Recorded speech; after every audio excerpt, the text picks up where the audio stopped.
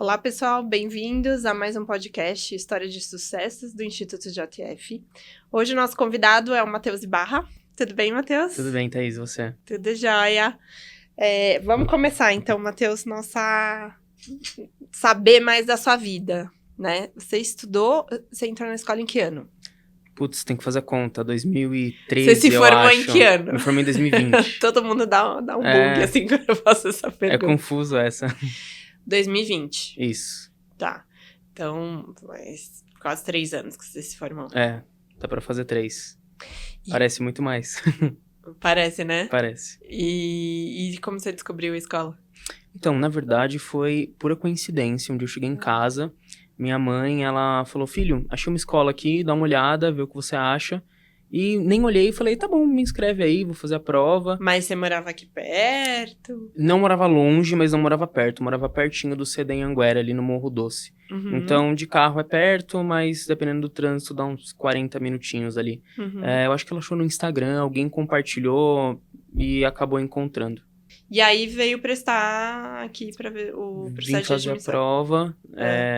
Era um processo um pouquinho diferente do que é hoje, né? Uhum. Então, eu fiz as provas, era matemática, português e redação, se eu não me engano. Depois tinha uma dinâmica em grupo ali, que era na quadra, na antiga quadra. Uhum. E depois uma entrevista comigo e com os meus pais. E me fala da sua família. Com quem... Na época, vamos voltar Uhum. lá pra quando você entrou na escola. Com quem você morava? Tem irmãos? Eu morava seus com os pais meus fazem? pais. Eu tenho uma irmã mais nova, Isabelle. O meu pai sempre foi de logística, então vivi muito essa aventura aí do lado dele, né? Lembro de eu pequenininho ali com o Nextel, chamada da Unilever, então ele sempre foi desse ramo. A minha mãe, quando eu nasci, ela decidiu sair do emprego para cuidar de mim. Então, fui muito próximo dela no meu crescimento, do meu pai também, mas estava muito mais próximo com ela, né? Sempre morei com os dois, com a minha irmã. Os dois sempre foram da igreja, sempre nesse ramo religioso. Então, foi uma coisa muito presente na minha vida e principalmente na vida deles. E aí, entrou na escola... Entrei na escola, eu acho que todo mundo vai falar isso, né? Então, assim, eu era um aluno muito bom na minha antiga escola. Todo mundo. E quando eu entrei, putz, todo mundo é igual aqui, agora a gente vai eu ter tenho que mudar as perguntas. Mas assim, eu lembro que logo quando eu entrei, eu era uma pessoa muito diferente do que eu sou hoje, porque eu era muito tímido. Não que eu não seja, mas assim, mudei demais, né? Então, eu era muito de estudos, gostava bastante.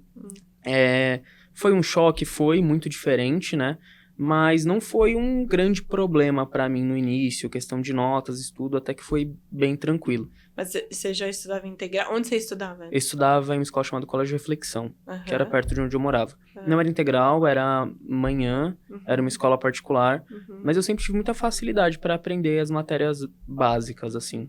Então, eu lembro que nos primeiros anos não foi uma grande dificuldade, assim, de estudos, né? Entendi. E as matérias relacionadas a negócio? Então, aí a gente foi crescendo, eu fui mudando muito. Então, acho que eu desenvolvi muito meu lado de pessoas, muito meu lado de comunicação, conforme eu fui passando os anos. Hoje, acredito que eu tenha desenvolvido bastante disso, né? Mas quando começou as matérias de gestão, tinha algumas que eu tinha um pouquinho mais de afinidade e outras que não. Sempre gostei muito de logística. Acho que, né, de estar sempre em casa, tá sempre no sangue. Então, sempre gostei demais.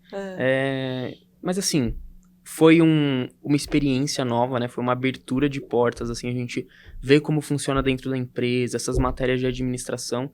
Eu adorava, achava super divertido conhecer essas coisas novas. Eu ficava fascinado com o tamanho das coisas, o quanto as coisas custavam, como era feito, como eram as fábricas. Então, foi um negócio que eu gostei demais. E aí, você começou estágio no primeiro ano? Comecei no nono. Eu acho que a minha série foi uma das primeiras a ter o teste do nono ano, começar o estágio na Swift, né? Então, a gente começou em loja. Eu estagiei em algumas lojas, foi Santana, Moema Jurucê, Maracatins, um pouquinho mais pra Zona Sul ali, né? Santana, Zona Norte. E aí sim, nossa, virou de cabeça pra baixo. Eu peguei uma paixão muito grande. Por que virou de cabeça pra baixo? Tempo também, então assim, era completamente dedicado os meus dias a isso. Mas eu acho que eu peguei uma paixão tão grande pelo trabalho que eu acabei mergulhando naquilo. Então, eu comecei a trabalhar e, cara, eu só falava disso. Então eu só falava de Swift, só falava de como a gente podia fazer para melhorar, como que estavam sendo os meus dias. Então, num primeiro momento foi imersivo. Eu comecei o estágio e só falava daquilo, só fazia aquilo. Foi muito bom para mim. Eu acho que por mais que naquele primeiro momento não fosse uma independência financeira, mas ter o meu próprio dinheiro, mudou muitas coisas também, né? Foi um momento da minha vida que, assim, os meus pais não estavam bem financeiramente. Então, eu ajudava em casa, assim, nunca faltou, mas não tinha nenhum tipo de fartura, luxo ou nada que seja um pouquinho a mais naquela época, né? Então, foi o momento que eu comecei a aprender como as coisas funcionavam, inclusive a vida e o mundo, né? De uma maneira um pouquinho mais dura, um pouquinho mais sofrida. E o que você acha desse amadurecimento acelerado? Olha, foi Pró. Claro, Prós e existe o contras. ônus e o bônus, né? O bônus assim, hoje eu tenho total consciência de quem eu sou, onde eu estou e o que eu preciso fazer para atingir o que eu quero. Então esse é um bônus imenso, né? A gente cresce muito rápido, eu acho que isso é com todos também, mas eu senti muito isso logo no início, né? Por conta desses pontos. Então, existe também o ônus, né? Que você perde um pouquinho da sua adolescência ali, né? Então, muitas brincadeiras, muitas situações que a maioria dos jovens viveram, eu tava vivendo outras coisas também muito interessantes, mas que são diferentes. E aí, então, você fez estágio na Swift e depois, como que foi sua jornada? Conta pra gente. Fiz o estágio na Swift, depois eu fui para o estágio na Seara, no comercial, e eu acho que aí, Em vendas. Em vendas, eu me achei. E a adorei timidez aquilo. foi embora em que momento? Foi embora fazia tempo já. Nossa, aí já tava até demais. Não foi no estágio. Tava no excesso. Depois tiveram que me jogar um pouquinho. Falar, não, se contenha. Certo. Eu sempre fui muito de relações. Acho que depois do 8º ano, eu comecei a ter muita relação com as pessoas. Então, sempre fui muito desse ramo aí de pessoas. Gostava bastante. Fui pro estágio em vendas. Aí eu já não era mais tímido, foi muito tranquilo pra mim. Adorei fazer aquilo. Eu atendi a parte central ali. Comecei no food service, então a gente atendia bares, restaurantes, lanchonetes. E foi maravilhoso ter essa independência de, eu tenho que fazer o meu horário, eu cuido da minha meta, das minhas vendas, e isso aqui depende de mim. Então a autogestão era muito forte nesse momento. Então, nossa, acordar cedo, planejar meu dia, ir lá pra rota que fazia a região central, de metrô, de ônibus, era transporte público ainda. Atender os meus clientes, cadastrar mais clientes, ter a gestão sobre a minha vida, sobre a minha meta, era o meu momento de autogestão ali. E seus pais nesse momento? Olha, minha mãe ficou com o coração na mão de eu estar sozinho no centro ainda. Meu pai foi muito mais tranquilo, eu acho que normalmente as mães ficam um pouquinho mais com o coração apertado, né? Mas foi muito tranquilo, acho que porque eu passava muita tranquilidade pra eles também, porque eu tava me divertindo naquele estágio. Nossa, foi maravilhoso pra mim. Eu achava, assim, tirava um peso das minhas costas, era bater minha meta, e eu gostava demais. Então, acho que eles gostaram junto comigo, eles curtiram ali o momento. E aí, depois de estágio de vendas? Aí, depois do estágio de vendas, eu voltei pra Swift, um pouquinho como CLT, né? Então, eu já era contratado no período integral como líder de vendas e acabei assumindo a gestão de uma loja, da loja de Heitor Penteado ali na Vila Madalena. Fiquei 1 ano na gerência dessa loja. Aí começou a gestão do outro, né? Então eu já fazia a minha gestão, começou a gestão do meu time. Cuidava de um time ali de 7 pessoas abaixo da minha gestão. E cuidava tanto do físico, do emocional das pessoas. E comecei a ver o que era o poder da influência, né? Porque não se faz nada sozinho quando você tem um time. Você influencia os outros a baterem a meta, atingirem os resultados. E foi o contraposto da área de vendas quando eu era vendedor, né? Da minha autogestão para gerir os outros. O maior desafio dessa época? Eu acho que foi conter a minha animação e a minha intimidade com as pessoas. De novo, sempre fui muito pessoas e acho que foi a minha lição de você pode se conectar, você pode ser voltado para pessoas, mas tem que ter o lado profissional também. Às vezes você precisa ter um pouquinho mais de postura. Foi algo que eu tive que aprender muito rápido. Era uma loja bastante desafiadora no início, então para atingir os resultados. Teve alguma situação, assim, que você lembra que te trouxe esse aprendizado? Com certeza. Conta pra gente. Então. Logo no início, eu trabalhei naquela loja como líder de vendas por um tempo, depois eu assumi a gestão. Então, eu passei de ser colega para ser gestor. Acho que é uma transição difícil. E como eu era muito conversador, gostava muito de entender da vida das pessoas, eu já sabia tudo de todo mundo ali. Então, quem queria ser desligado, quem não estava muito feliz, quem estava muito feliz. Então, quando eu assumi, primeiro que foi um choque, né, para eles e para mim, de, putz, tô assumindo aqui agora. E tive que ter essa postura e essa maturidade de passar de colega para líder. Que por mais que seja muito legal você assumir uma loja que você já conhece o time, também tem esse desafio de virar a chavinha, né? Então, tive que virar a chavinha com todo mundo ali de... agora a gente vai ter os direcionamentos juntos, mas quem tá à frente sou eu. E a gente vai precisar começar a trabalhar dessa forma. É mais desafiador no próprio ambiente, né? Tem seu desafio e tem seu bônus também, né? E aí, depois disso, você foi pra onde? Fui pra supervisão comercial. Voltei pra Seara, então foi essa transição Seara Swift. Assumi uma rota comercial, no começo eram 5 vendedores, uma rota até que um pouquinho reduzida.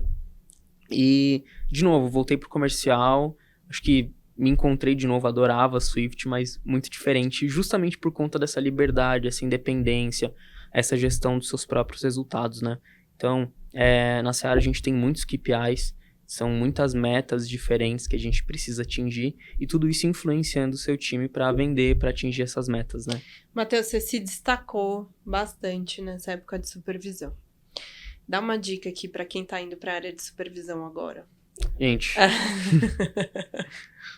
tudo é pessoas. Vocês precisam influenciar as pessoas para atingirem o resultado. A gente não faz nada sozinho, isso é em qualquer time.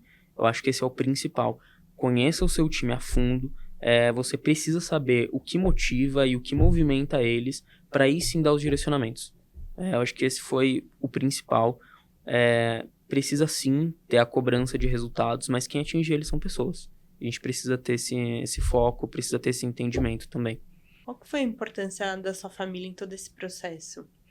Olha, eu sempre fui uma pessoa muito ansiosa, muito. E assim, não é aquela ansiedade clichê de, eu sou animado para as coisas. Não, eu sou muito ansioso. Até hoje é uma coisa que eu tento. Centrado. Eu tento muito. E meus pais sempre me ajudaram muito com isso. Me contei e falaram, não, vai dar tudo certo, não precisa surtar por qualquer coisa, não precisa ficar nervoso por qualquer coisa. No comercial a gente tem muitas situações assim, né, que dá um friozinho na barriga. Então a gente trabalha com verba, trabalha com vendas, trabalha com metas. E sempre no horário de trabalho, eu fui essa pessoa centrada, tranquila, que passa tranquilidade pros vendedores. Mas eu acho que no pessoal, eu chegava em casa assim e extravasava. E depois da supervisão... Na supervisão, eu tive algumas histórias um pouco diferentes ali. Foi uma trajetória bem interessante, né? Então, eu comecei ali com 5 vendedores. Cheguei a ter 19 vendedores, então era bastante 19 gente. vendedores? 19 vendedores, quase... O que aconteceu mesmo? Foi unindo regiões ali, a região foi ampliando. Eu cheguei a ter quase 3 mil clientes. Então, era uma região muito grande. Eu atendia de Carapicuíba até São Lourenço da Serra. Então, era uma região muito extensa. Eu atendia sul ali, quase tudo. Você lembra do seu faturamento? Putz, não. É porque teve outra experiência depois, né? Que eu acho que... Mas depois posso puxar e a gente pode trazer depois. Mas assim, era muita coisa, era uma carteira muito grande. E depois eu fui pro Empório de Frios, ainda dentro da Seara, ainda quase na mesma função ali no comercial, em vendas. Eu fui para um projeto junto com o time do Jagger e da Samantha, que é o Empório de Frios, que é uma store-in-store. Quanto tempo você ficou lá mesmo? 1 ano. 1 ano e pouquinho, quase 1 ano e meio. É uma store-in-store de frios dentro dos nossos principais varejistas do Brasil.